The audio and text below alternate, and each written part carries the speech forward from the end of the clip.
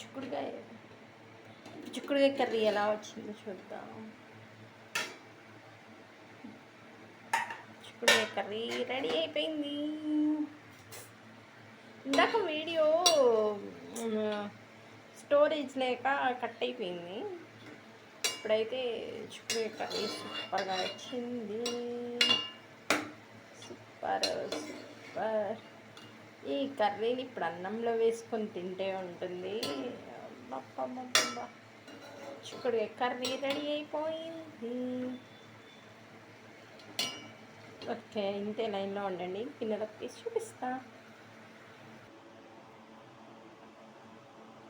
చిక్కుడుకాయ curry ready అయిపోయింది. ఈ చిక్కుడుకాయ కర్రీ మేము ఆఫీస్కి వెళ్తాం కదా, ఇప్పుడు దీన్ని బాక్స్లో వేసుకుందాం. చిక్కుడుకాయ కర్రీ బాక్స్లో వేసుకుందాం.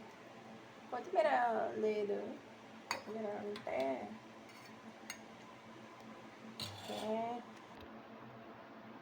చిక్కుడుకాయ కర్రీ అయితే మేము బాక్స్లోకి తీసేసుకున్నాం. ఆఫీస్కి వెళ్తాం కదా, ఇదే ఈరోజు మా లంచ్లో. Okay, bye friends.